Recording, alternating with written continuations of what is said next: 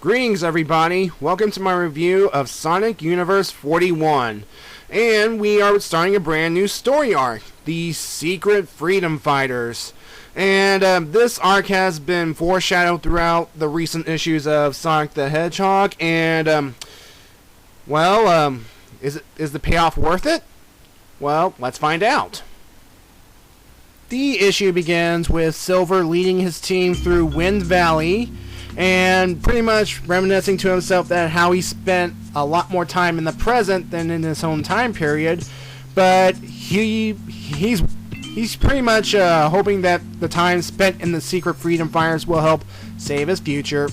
And then we cut back to just a few hours ago in Secret HQ, where Harvey, who is briefing the complete team, who have already met, have already assembled, and yeah, that's kind of confusing. I mean, apparently there are some gaps missing, but I'm not saying anything. We do not have the complete picture yet, hopefully.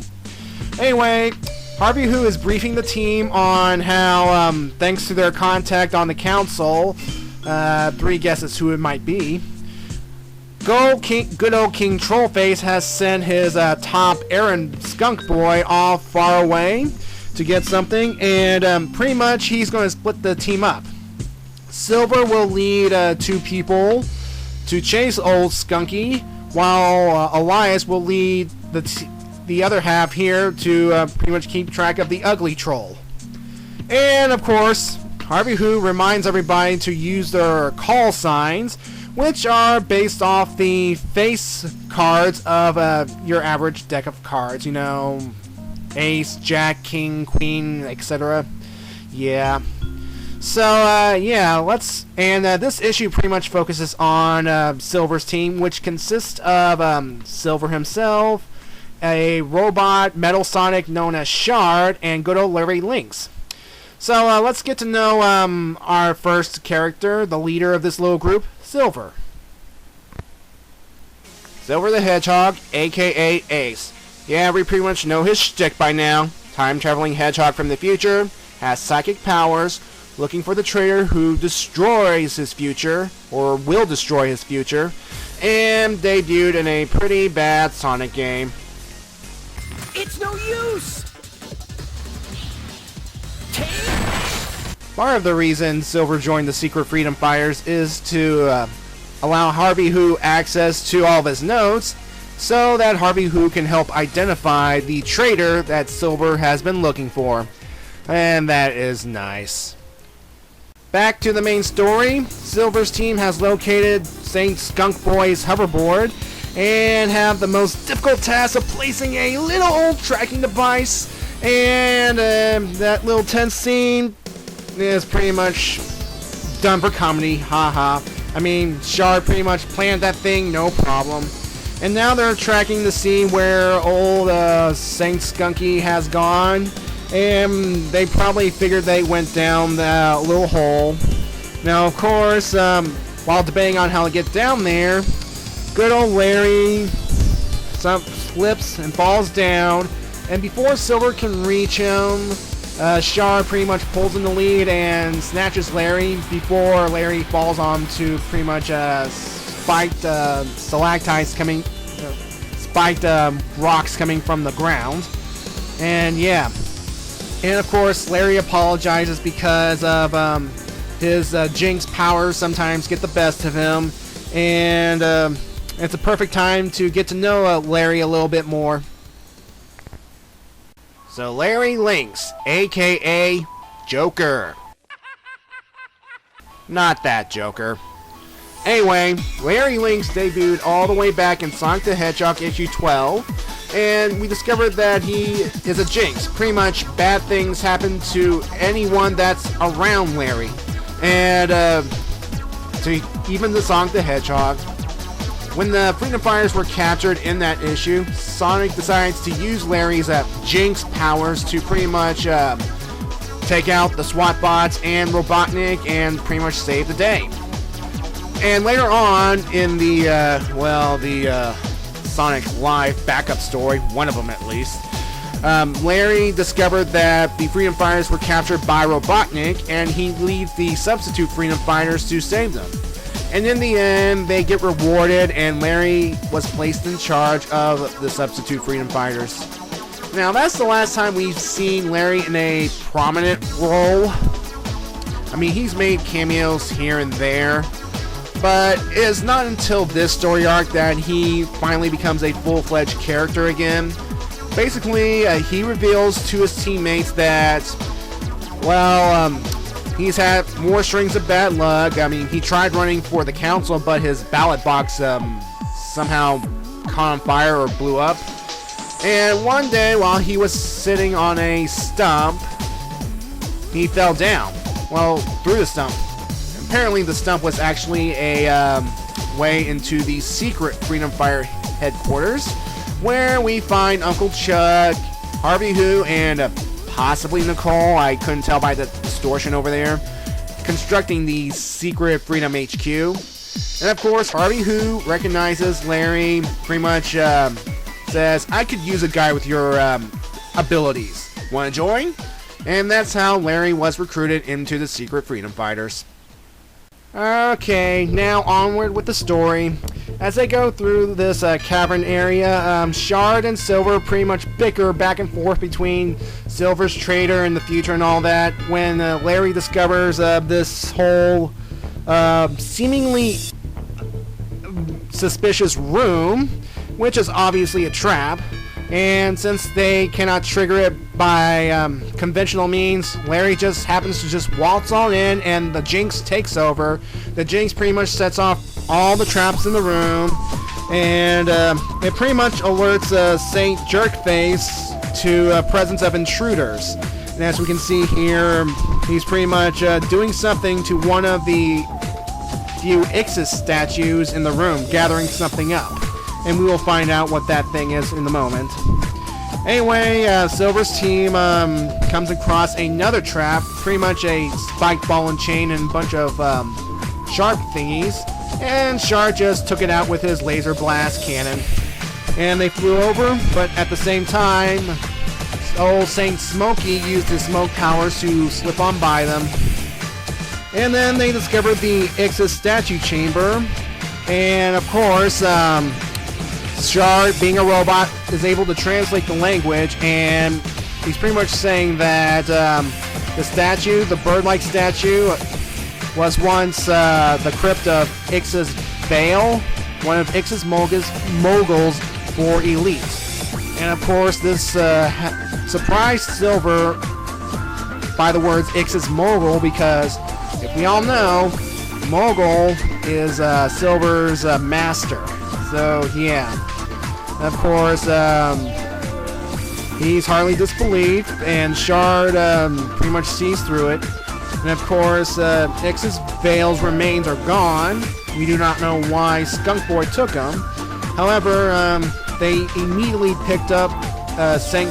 Jerk's trail, and while Shard is in hot pursuit, Silver just uses psychic powers to snatch him, that is good old Jeffrey, in the rubble. But then, of course, Jeffrey manages to escape, detonates dynamite at Shard, and throws more explosives down the cavern to seemingly destroy the heroes. And, of course, with the banter when he gets on his hoverboard, hoping never to see these guys again, he does not realize the tracking device on his hoverboard. So, yeah. However, Silver has erected a psychic force field protecting them from being buried, and Shard is like, I hate being buried. And of course, his auto repair systems kick in, and he's pretty much telling Larry not to do anything jinxy and sit over there or something. And then, of course, while Silver is continuing to hold the rubble with his powers, Shard gets well enough to spin dash a hole for them to escape, and Larry pretty much sits there hoping the other team is doing better. Now, why does Shard mention that he hates getting buried? What is his story? Well, I'll tell you right now. Shard, aka Metal Sonic 2.5, aka Jack. He first appeared in Sonic the Hedgehog 25, which was the Sonic CD adaptation and the first Milestone issue. And back then he was called Mecha Sonic for some reason, and that was before we established that Mecha Sonic was a roboticized Sonic. But I'm still calling him Metal Sonic for the sake of clarity. Anyway, he raced against Sonic the Hedgehog, trying to get to Tails and Amy along Stardust Speedway. And Sonic did the peel-out move, and when Metal Sonic tried to match it, his legs melted and was defeated. Robotnik later rebuilt Metal Sonic and sent him against Knuckles in the adaptation of Knuckles Chaotix. However, Metal Sonic got wailed on by all the members of Chaotix. But Metal Sonic had a power gem embedded inside of him, and thanks to that power gem, he grew to become the first Titan Metal Sonic in the comics, or Metal Sonic Kai for the gamers. But Knuckles used another power gem to grow to gigantic proportions and defeated giant Titan Metal Sonic in one punch. But that wasn't the end of Metal Sonic, this one at least. Thanks to that power gem that Metal Sonic has, he rebuilt himself into a new body, and for some reason, which has a power arm cannon now, Mega Buster. Anyway, he reappeared in issues 86 and 87, and basically he kidnapped Tails and held him hostage at Mount Mobius, which is a volcano, and Sonic has to go rescue Tails, And during the conflict, Sonic tries to get into Metal Sonic's head that he can be more than the sum of his programming, and then Sonic rescued Tails, and of course, when the volcano, Mount Mobius, erupted, Metal Sonic suddenly developed consciousness and pretty much sacrificed himself to save Sonic and Tails from being covered in lava, and which resulted in Metal Sonic being covered in lava and essentially destroyed, as far as we knew at the time. But now he is back as Shard, and how he got from being buried underneath lava to now, I hope they answer that. But it does explain why Shard hates being buried. He's been there and done that. Now, the issue concludes with Elias' team in some kind of underground cavern area, where he and the Wolf Twins are trying to run away from something, and of course the cave system keeps changing in order to confuse them. And when they come across 3 tunnels, Elias says split up, and if they go reach a dead end, double back. And of course Elias runs down the hallway and hides himself as a big old flaming ugly troll face comes popping in and says, "You cannot escape from me, intruders!" And I have to admit, that looks kind of creepy. And yeah, that's where the issue ends, folks, so yeah. So, what do I think of this issue? Well, to use the roller coaster analogy, this one was one of those roller coasters that you would sit waiting for the ride to begin, and then all of a sudden, whoosh! It catches you off guard, it leaves you all disoriented throughout the ride, and afterwards you're like, what the heck just happened? Well, yeah, this story pretty much is one of those type of roller coasters, and not the ones that you build up anticipation and then after the first loop go on downward. Okay. But anyway, yeah, that beginning there with all the team members gathered together, that kind of pretty much threw me for a loop. I was expecting some kind of scene, or at least a panel or two of them actually meeting up for the first time, and maybe they're going to show it in future issues of Sonic Universe or Sonic the Hedgehog. I can't say right now.